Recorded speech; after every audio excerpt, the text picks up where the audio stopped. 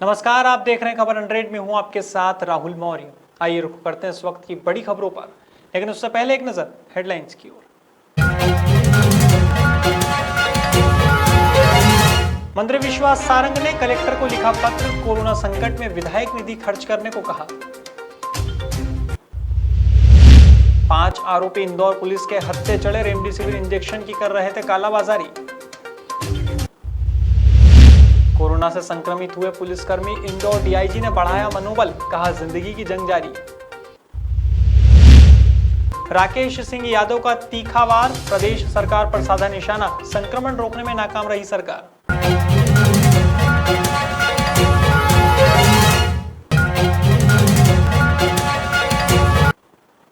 शुक्रवार को चिकित्सा शिक्षा मंत्री विश्वास सारंग ने बताया कि उन्होंने भोपाल कलेक्टर को एक पत्र लिखा है और कहा है कि उनकी जितनी भी विधायक निधि है उसको कोरोना संकट में जहां खर्च करना है करिए। वहीं उन्होंने ऑक्सीजन प्लांट लगाने पर भी कहा कि सरकार ने एक नई नीति बनाई है, जो भी निजी तौर पर प्लांट लगाएगा उसको 50% की छूट दी जाएगी। इस मौके पर उन्होंने वैक्सीनेशन पर भी बात की है, सुनिए उनका ये बयान। देखिए, हम हर तरह से ऑक्सीजन की समस्या के निदान में लगे हैं, क्योंकि ऑक्सीजन एक बड़ी चुनौती है। जहां एक और हम पूरे देश से जितनी ज़्यादा से ज़्यादा हम ऑक्सीजन प्रोक्योर कर सकते हैं उस पर हम लगे हैं।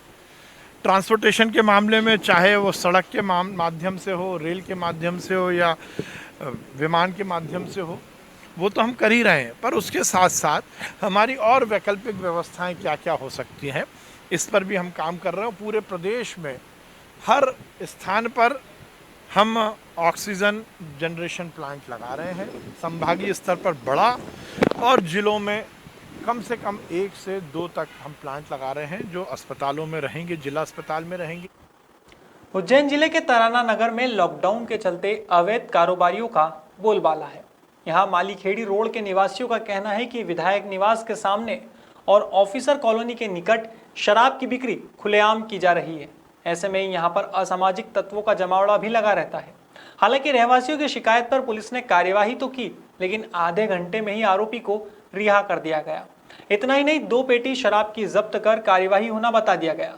अब इससे रहवासियों का आरोप है कि अधिकारियों की सांठगांठ से लॉकडाउन में भी यह अवैध कारोबार चल रहा है। इसके चलते प्रशासन भी सवालों के कटघरे में खड़ा है। परेशानी है महिला बच्चों को, पूरे वार्ड वासियों को आ रही है जी। और बाकी क्या है, मैं साल भर 2 साल से उसको समझाइश से बोल रहे हम कि ये दारू का बंद कर ले यहाँ से, लेकिन उसने बंद नहीं किया। पहले तो अवैध रूप से बेचता था, अब डायरी बना के बेच रहा है वो। हाँ। और परेशानी, रोज दारू कुत्ते यहाँ पे गाली बकते हैं, सामने हमारे घर के सामने दारू पी के ड्रामे करते हैं। तो महिला और बच्चों से परेशानी आ रही है, वो देख के बिगड़ रहे हैं बच्चे। दारू की बोतलों को इधर उधर फेंकी जा रही है घर के सामने हमारे। मेरे मुझे सूचना मिली कि मालीखेड़ी रोड पे बाबूलाल पिता पूनमचंद जायसवाल निवासी तराना का अवैध शराब लॉकडाउन होने के बावजूद बेच रहा है। सूचना पर पहुंचे तो दुकान खुली हुई थी। दुकान के अंदर चेक करते हैं, थैली के अंदर 85 क्वार्टर देसी दोबारा शराब के भरे हुए पाए गए। कुल कीमती 6,800 रुपये के। आरोपी के विरुद्ध धारा 134 आबकारी एक्ट एवं धारा 188 भारतीय दंड विधान।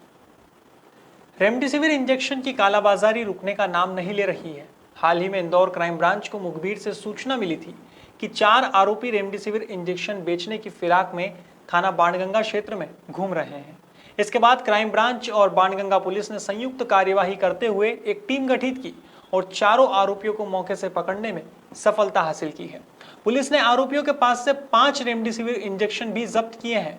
फिलहाल पुलिस आरोपियों से पूछताछ कर रही है। क्राइम ब्रांच को और सूचना मिली थी, जिसमें बाणगंगा पुलिस के साथ में 4 अलग अलग व्यक्तियों को गिरफ्तार किया गया है। इनके विरुद्ध आपराधिक प्रकरण पंजीबद्ध करके विवेचना की जा रही है। इसमें इनसे 5 रेमडेसिविर इंजेक्शन और कुछ नकदी, एक गाड़ी इस तरीके से बरामद हुआ है। कहाँ से लाए थे और किस तरीके से जो है ये धंधा करते थे ब्लैक मार्केटिंग का, उस संबंध में इनसे पूछताछ की जा रही है। इस वक्त कोरोना पूरे देश में तेजी से पैर पसार रहा है। ऐसे में अस्पतालों में आने जाने और लोगों की मदद कर रहे लोग सावधानी कैसे बरतें। इस बात को लेकर कांग्रेस प्रदेश सचिव राकेश सिंह यादव ने एक डेमो जारी किया है।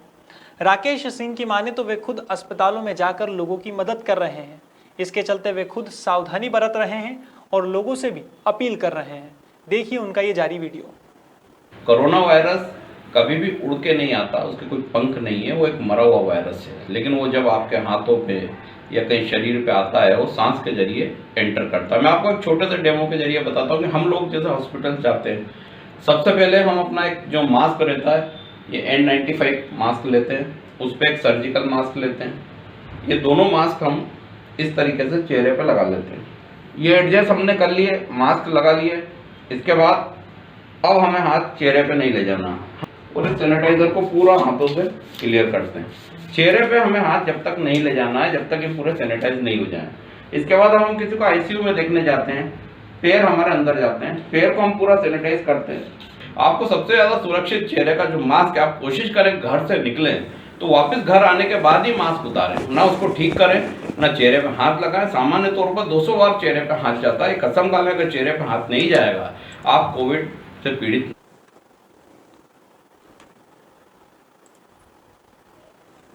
इंदौर शहर में कोरोना संक्रमण की रोकथाम को लेकर जिला प्रशासन सहित पुलिस विभाग अपनी महत्वपूर्ण भूमिका निभा रहा है। बड़ी संख्या में पुलिसकर्मी कंटेनमेंट जोन में तैनात हैं। इसके साथ ही शहर की सुरक्षा में भी दिन रात एक कर रहे हैं। ऐसे में कई लोग कोरोना से संक्रमित हुए हैं जिनका उपचार जारी है। हालांकि सबसे सुखद बात यह है कि इंदौर पुलिस विभाग के समस्त स्टाफ में 95% लोगों को टीका लगाया जा चुका है। इसके साथ ही कोरोना संक्रमण के प्रतिशत में भी कमी आई है। डीआईजी मनीष कपूरिया के अनुसार पुलिस जवान उत्साह से भरे हुए हैं। वहीं इस कठिन समय में जो भी मेडिकल सुविधा पुलिस अधिकारी और जवानों को लगती है उन्हें वह तत्काल उपलब्ध कराई जा रही है। एक बहुत अच्छी बात यह है कि हमारा स्टाफ का अधिकांश का लगभग 90-95% लोगों का टीकाकरण हो चुका है और इतने बड़े उसमें अभी आज की तारीख में भी संक्रमण का हमारा प्रतिशत बहुत कम है पुलिस का। ये जबकि वो बहुत अधिक एक्सपोज्ड हैं। हमारे स्टाफ के लोग सतत रूप से फ्रंट लाइन पर ड्यूटी कर रहे हैं, लेकिन ये एक संतोष की बात है कि उनका संक्रमण का प्रतिशत कम है। और जितने भी हमारे पुलिस के अधिकारी और जवान यदि उनको मेडिकल फैसिलिटी की ज़रूरत होती है तो जो बेस्ट फैसिलिटी अवेलेबल है वो उनको उपलब्ध हम करा रहे हैं। उज्जैन जिले के तराना में देखने में आया है कि कोरोना काल के दौर में विधायक महेश परमार लगातार जरूरतमंद मरीजों की सेवा कर रहे हैं। अब हाल ही में उन्होंने 22 oxygen concentrator machine civil hospital Tarana में भेंट की है। इतना ही नहीं, विधायक परमार ने 100 ऑक्सीजन सिलेंडर भी भेंट किए हैं। विधायक महेश परमार ने कहा है कि मैं मेरी तराना विधानसभा के किसी भी परिवारजन को तड़पता नहीं देख सकता। इनकी हर एक समस्या मेरी और मेरे परिवार की समस्या है। मेरी विधानसभा के समस्त नागरिकगण निश्चिंत रहें, घर में रहें और सुरक्षित रहें।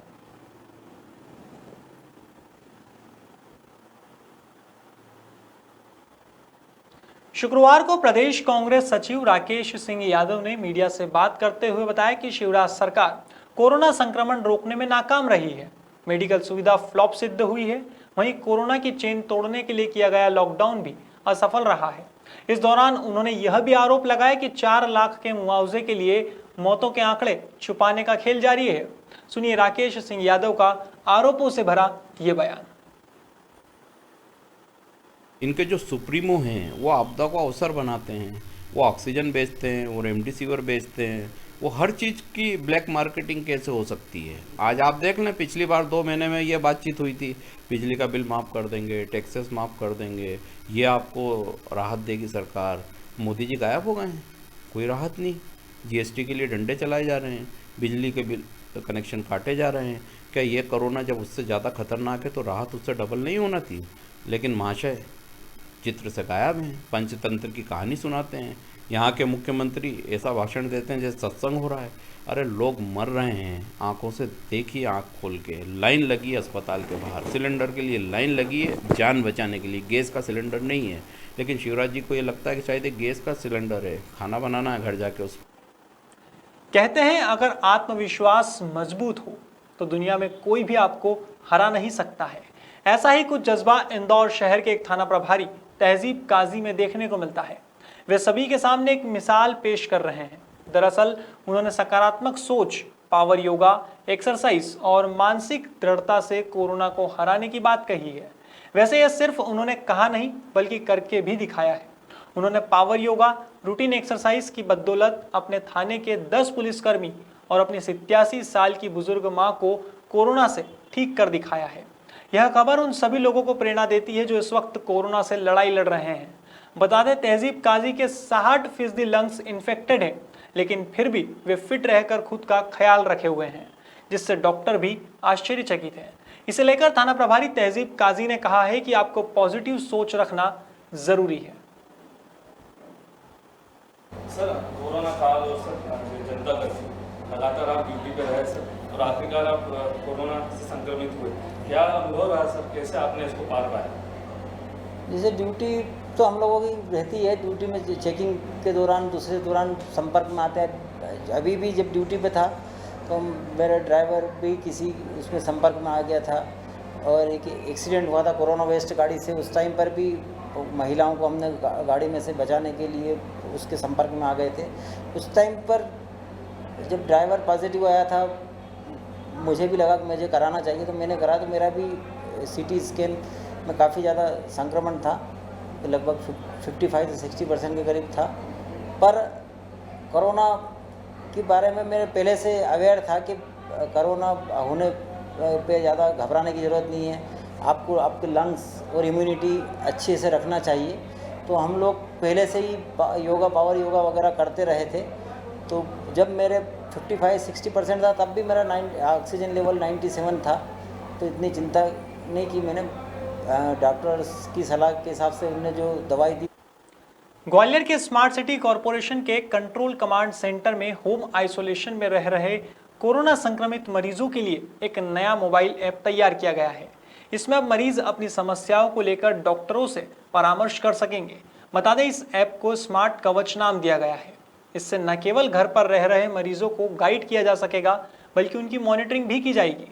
यह मोबाइल ऐप कवच ऐप और जियो फेसिंग तकनीक से पेशेंट पर नजर रखेगा। अगर मरीज अपने बफर जोन से बाहर निकलते हैं तो तत्काल अलर्ट भी करेगा।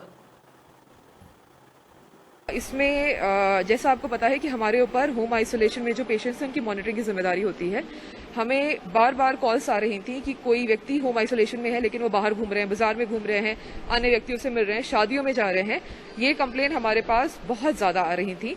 तो हम लोग काफ़ी समय इसी को हैंडल करने में लगा रहे थे कि हम पुलिस को भेज के या थाने से हम लोग देखकर वो पूरा समन्वय कर रहे थे। तो अब इस प्रोसेस को हम लोगों ने बेहतर करने के लिए और सुविधाजनक बनाने के लिए हम लोगों ने स्मार्ट कवच ऐप बना दिया है। जो हमारे इंसिडेंट कमांडर हैं उनको निर्देशित किया गया है कि जो आपके होम आइसोलेशन पेशेंट हैं उनको आप ये ऐप डाउनलोड करा दें। उनका ऐप डाउनलोड होते ही हमारे कमांड कंट्रोल से वो कनेक्ट हो जाते हैं और यदि वो मूव कर रहे हैं आउट, अपनी जो जियो फेंसिंग के माध्यम से करा है, यदि वो अपनी जियो फेंस के बाहर मूव कर रहे हैं तो हमें यहाँ पे अलर्ट आ जाता है और वो ऑटोमेटेड अलर्ट से उनको यहाँ से हिदायत दी जाती है और चेतावनी दी जाती है और कार्रवाई भी कराई जाती है कि आप मूव आउट मत करिए इस प्रकार से। तो वो एक व्यवस्था भी एक अच्छी व्यवस्था बन गई है, जिससे जो इस टाइप की कॉल्स आ रही थी कि आदमी होम आइसोलेशन का पालन नहीं करे पेशेंट हमारे, वो भी हम। फिलहाल खबरों में इतना ही। देश और दुनिया की तमाम खबरों के लिए देखते रहिए खबर 100, जनता की बुलंद आवाज।